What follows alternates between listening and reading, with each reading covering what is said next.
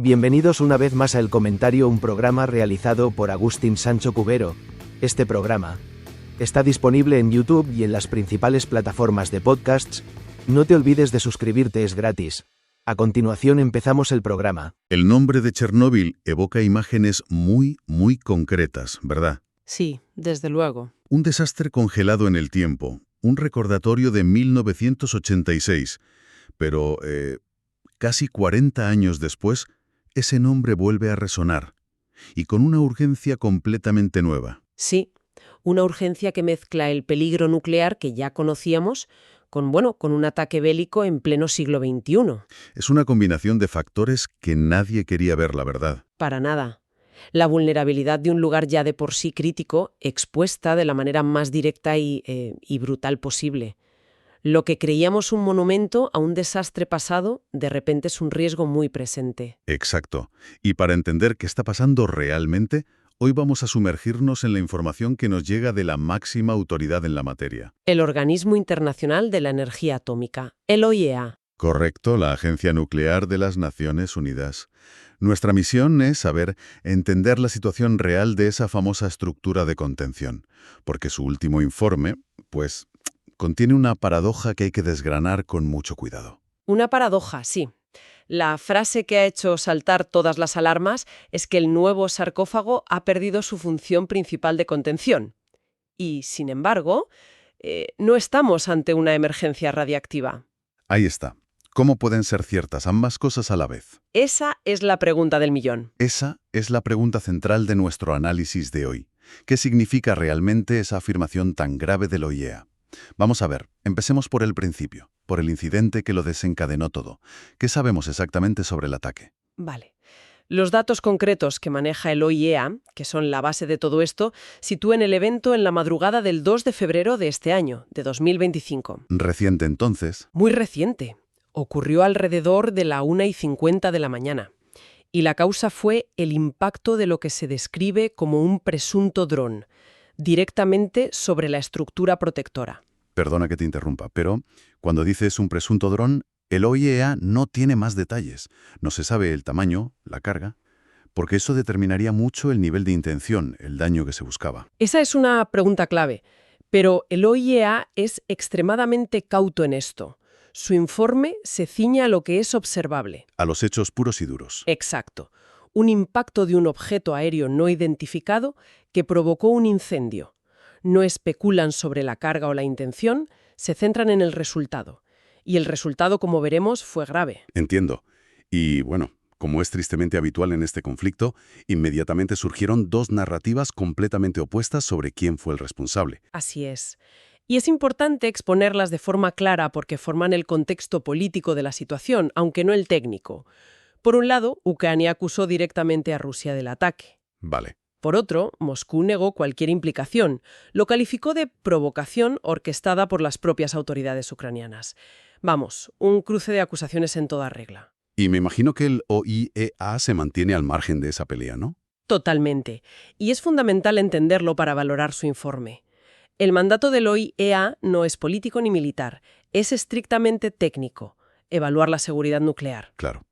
Se centran en la física, en los isótopos, en la integridad del acero y del hormigón, no en señalar culpables. Entendido. Pero, ¿es realmente posible separar lo técnico de lo político en este caso? ¿La decisión de reparar, la financiación, el acceso a la zona? No, claro que no. Todo depende de quién tiene el control y la responsabilidad, ¿no? La física no ocurre en un vacío. No, desde luego que no. Y esa es la gran tragedia de esta situación. Las recomendaciones técnicas del OIEA se topan con el muro de la realidad geopolítica. Pero para poder proponer soluciones, primero necesitan un diagnóstico puramente técnico, libre de interferencias. Y ese es el informe del pasado viernes 5 de diciembre. Ese es. De acuerdo. Pues vayamos a ese diagnóstico. Aquí es donde la cosa se pone seria. Cito textualmente la conclusión más alarmante. La estructura ha perdido sus funciones de seguridad primarias, incluida la capacidad de confinamiento. Dicho así, suena absolutamente catastrófico. Mi primer pensamiento es, se acabó, hay una fuga. Es que suena y es extremadamente grave. no hay que restarle importancia. El diagnóstico técnico del organismo explica el porqué. El impacto del dron provocó lo que describen como un gran incendio en el revestimiento exterior de la estructura de acero macizo. O sea, el golpe y el fuego dañaron la piel externa del arca. Exacto, del arca, como se la conoce coloquialmente. Y el arca, a ver, no hablamos de un simple tejado. Recuérdanos la escala de lo que estamos hablando. Para nada. Es que el arca es la estructura móvil terrestre más grande jamás construida. La más grande del mundo. Sí, pesa más de 36.000 toneladas, es más alta que la Estatua de la Libertad. Se diseñó para durar 100 años y sellar herméticamente el reactor 4.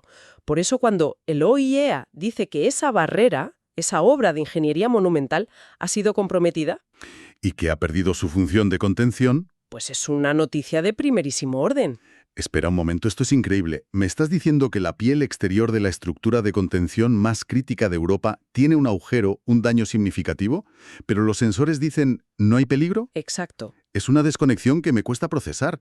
¿Cómo se explica? Ahí está la paradoja que mencionábamos al principio. Lo fascinante aquí es la distinción que hace el propio informe, y es el matiz crucial para no caer en el alarmismo, a pesar de la gravedad del daño en el exterior. Sí. El OIEA es muy claro al afirmar que desde el incidente en febrero no ha constatado fuga de radiación alguna. Entonces, la contención está rota pero no se escapa nada. ¿Cómo es posible? La explicación está en las capas internas. El informe señala que no se han detectado daños permanentes ni en sus estructuras de soporte ni en sus sistemas de supervisión. A ver si lo entiendo. Podemos imaginarlo como una armadura medieval.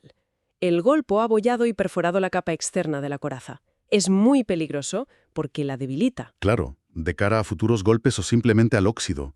Exacto.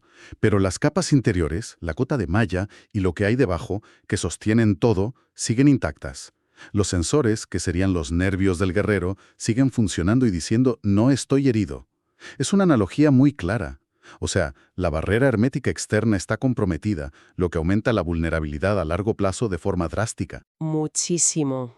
Pero no hay un agujero por el que esté saliendo radiación de forma activa ahora mismo. Exactamente esa es la situación. El peligro no es una fuga inminente hoy, sino una degradación acelerada y una exposición a problemas futuros. La seguridad a largo plazo del emplazamiento ha recibido un golpe durísimo. Entiendo. Ante un diagnóstico tan serio, ¿qué se está haciendo? Porque imagino que no se pueden quedar de brazos cruzados. No, claro. El director general del OIEA, Rafael Mariano Grossi, ha informado de que ya se han tomado medidas. Se han llevado a cabo, y cito, tareas de reparación de carácter temporal en el techo del arca. Parches de emergencia, por así decirlo. Básicamente, parches para contener la hemorragia inmediata y evitar que el daño se extienda. Supongo que reparar algo así no es como tapar una gotera. Hablamos de un equipo enorme trabajando meses. Bueno, meses sería optimista para una reparación definitiva. Estas son temporales, pero el propio Grossi lo deja muy claro. Advierte que esto es provisional, que sigue haciendo falta una restauración integral para evitar una mayor degradación. El parche aguanta por ahora, pero la estructura necesita una operación de cirugía mayor. Esa es la idea. Y el OIEA ha dado una lista concreta de los próximos pasos. ¿Qué hay que hacer para esa cirugía mayor? Sí, el informe es bastante específico. Enumera varias acciones. Primero, más trabajos de restauración y protección en la estructura, en el arca. Vale. Segundo, y esto es muy importante, implementar medidas de control de la humedad dentro. Un agujero no solo es un riesgo de fuga, es una vía de entrada para la lluvia. El gran enemigo de una estructura de acero de 36.000 toneladas, la corrosión. Precisamente. Y ese es su tercer punto, desarrollar un programa actualizado para el monitoreo de la corrosión. Necesitan saber exactamente cómo y a qué velocidad el daño está afectando al metal. Lógico, para poder planificar. Y hay una cuarta recomendación, muy interesante. ¿Cuál? Modernizar el sistema de monitoreo automático del refugio original, es decir, la primera estructura de hormigón que se construyó a toda prisa justo después del accidente de 1986. El sarcófago original que está dentro del arca nueva. Exacto. Es un problema de muñecas rusas, una crisis dentro de otra. No solo tienen que reparar el arca nueva y dañada, sino que deben seguir vigilando la estructura vieja y decrépita que está debajo. Es un problema de seguridad en capas, y la más externa y moderna acaba de ser perforada. Sí. El problema es que esta lista de tareas es un ideal técnico, Pero nos topamos de nuevo con el muro de la logística en una zona de conflicto. Ahí quería llegar. Una restauración integral en un entorno radioactivo ya es una pesadilla. Hacerlo en una zona de guerra activa parece imposible. Imposible. Implica un desafío que roza la ciencia ficción en las condiciones actuales. Necesitarías una zona de exclusión militar garantizada, no un alto el fuego temporal. Transportar toneladas de materiales a través de un país en guerra. Cientos de expertos internacionales, ingenieros, soldadores, que necesitarían garantías de seguridad absolutas. Y me imagino que mucho trabajo robotizado para minimizar la exposición. Por supuesto. Robótica avanzada, grúas de precisión operadas a distancia. Y todo esto requiere una inversión masiva, cientos, si no miles de millones de euros. Aquí entra la cooperación internacional, supongo. Claro. El informe menciona explícitamente al Banco Europeo de Reconstrucción y Desarrollo, el BERD, que no solo da apoyo financiero, sino que actúa como coordinador. Entonces, si la restauración integral es imposible por ahora, ¿cuál es el plan? ¿Esperar a que acabe la guerra mientras todo se degrada? No. Se ha diseñado un plan intermedio. Casi una medida a la desesperada, para ganar tiempo. Para el próximo año, 2026, está previsto que comiencen reparaciones temporales adicionales. Más serias que los parches de ahora. Sí, más sustanciales. El objetivo es muy claro. Restablecer la función de confinamiento que se ha perdido. O sea, intentar sellar de nuevo la brecha en el revestimiento, aunque no sea de forma definitiva. Exactamente. La propia fuente lo describe como una forma de allanar el camino para la restauración completa. Es una medida para estabilizar la situación, para poner un torniquete más fuerte. Ganar tiempo. Ganar una ventana de, digamos, 5 a 10 años, con la esperanza de que en ese tiempo se den las condiciones para acometer la obra definitiva. Pero la solución final, la que garantiza la seguridad para el próximo siglo, solo podrá llevarse a cabo cuando acabe el conflicto. De acuerdo. Si hacemos una síntesis de todo, el panorama es complejo. Tenemos un ataque con dron en febrero. Del que Rusia y Ucrania se acusan mutuamente. Como consecuencia, el OIEA emite un diagnóstico muy preocupante. El arca de contención ha perdido su función principal. Pero, y este es el matiz que lo cambia todo, sin que se haya detectado ninguna fuga de radiación. La estructura está herida, pero las capas internas aguantan. Y ante eso, la respuesta ha sido doble. Por un lado, parches de emergencia ya realizados. Por otro, un plan futuro. Que incluye reparaciones más serias en 2026 para restablecer la contención, pero que supedita la solución definitiva al fin de la guerra. Y a una cooperación internacional masiva. Correcto. Lo que se pone de manifiesto es una tensión enorme. La tensión entre la necesidad de soluciones de ingeniería de precisión para un problema nuclear y el desafío monumental de asegurar un lugar que ahora, además de su legado radiactivo, es un escenario de guerra. Pensemos en los ingenieros que lo diseñaron. Seguramente previeron terremotos, tornados. Incluso la caída de un avión pequeño. Pero no un ataque deliberado con drones en una guerra a gran escala. Dudo mucho que eso estuviera en su lista de riesgos. Es un escenario para el que simplemente no había manual. Y justo eso me lleva a una última reflexión. Esto plantea una pregunta importante. Todo nuestro análisis se ha centrado en la ingeniería, en el acero, en los monitores, en la seguridad estructural.